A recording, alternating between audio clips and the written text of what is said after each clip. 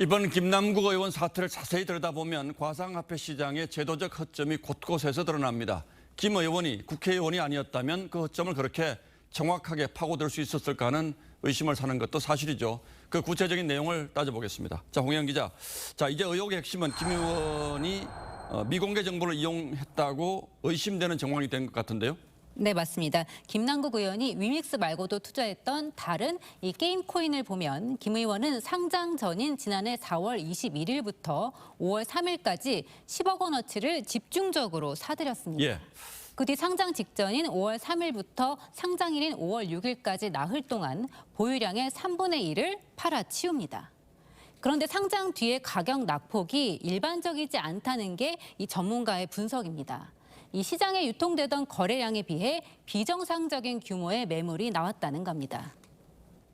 이 정도 내려가겠죠. 내려가보자. 근데 여기가 그냥 확 떨어졌어요. 내려가 본 적 없는 가격 누군가 진짜 크게 던졌다는 거거든요. 일반적으로 시장에 없는 물량이랑 시장에 없던 물량인 경우가 많아요.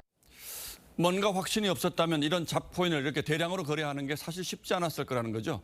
네, 그렇습니다. 이 비트코인 같이 전 세계적으로 거래되는 가상화폐가 아닌 이상 이 국내 코인을 이 정도 규모로 사 모으는 것부터가 쉽지 않다고 합니다.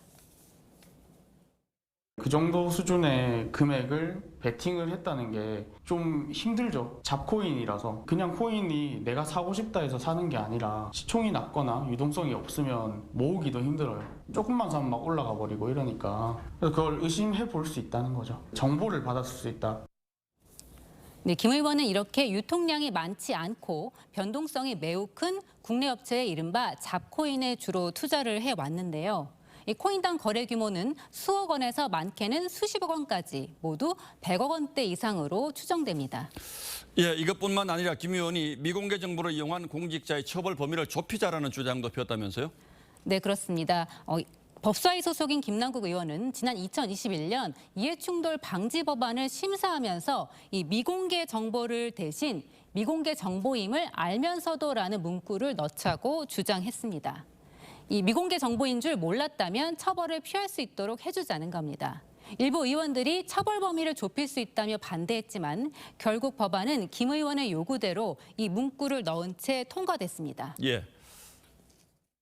과잉 처벌이나 과도한 처벌은 되어서는 안 된다라는 그런 생각이 드는데요. 미공개 정보라는 판단이 없는 상태에서 미공개 정보를 받아가지고 그냥 어떤 이익을 취득하는 그런 경우도 있을 수도 있고.